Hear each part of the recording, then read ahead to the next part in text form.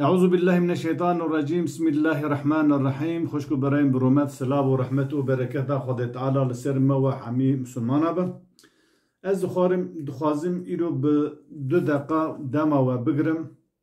جوارا بكورتاسي بحثا گرینگیا قرآن پیروز بکم. اف قرآن کلام خدایه جبو خاطر کو مرو براستی و درستی دینی خواهیم ببه دو دنیا و آخرت دا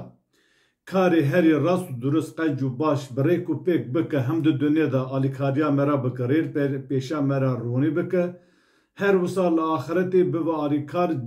میزین خیر و گونه مرا دا ببه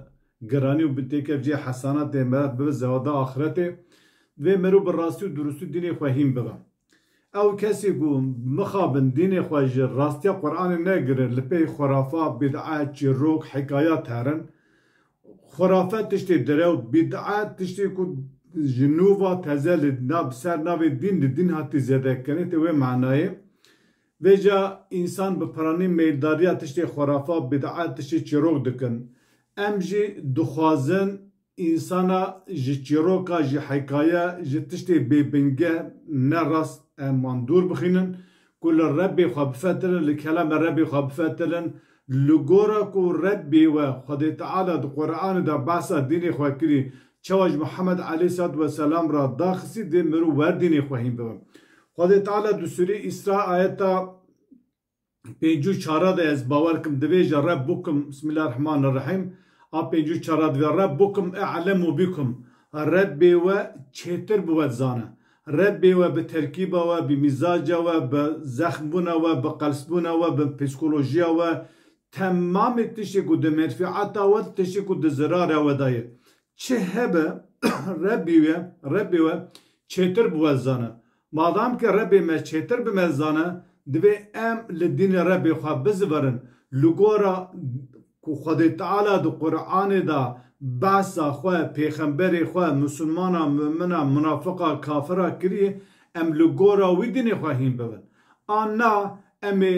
di şûna Xwedê da nefsa Xwedê îlahê xwe yan jî hinek alim û şêx û em bibê meşayîxê ku tê gotinê di dunyayê da meşhûr bûne em ê li bê gotinê wan here em ê wan ji xwe re têke qudwet têke em bibê rêber û bide pêşa xwe ku bê ku em hayê ji dînê Xwedê hebe em dikare ji dîn dûr bikeve. Ji ber wî divê hûn guhê xwe nedin van kesê xurafacî, kesê bîd'a, ew kesê behsa çîroka dikin, behsa xurafat dikin, ji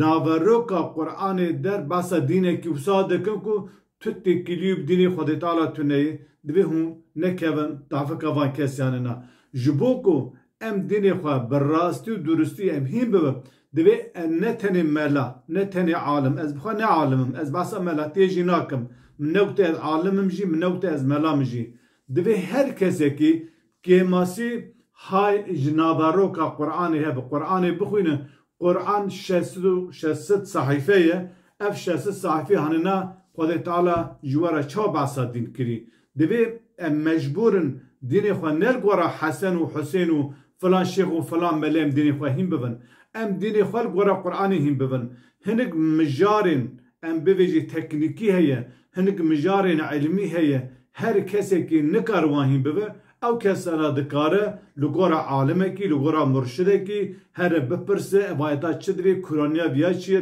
dirûniya viya çi li gora ew dînê xwe hîn bibe lê wekî dinê na em hemî ji Qur'anê berpirsin roja tu mir çû huzura Xwedê Teala Xwedê navê tu Henîfî Xwedê navê tu Şafîî ye Xwedê navê tu Nurcî ye Xwedê navê tu Neqşîbendî ye Xwedê navê tu Kurd e Xwedê navê tu Tirk e Xwedê Teala divê ji min ji te ra ev Qur'an san Sûrê Zuxruf ayeta 44 û 43 bala xwe bidinê Xwedê Teala te li gora qanûn û yasa vê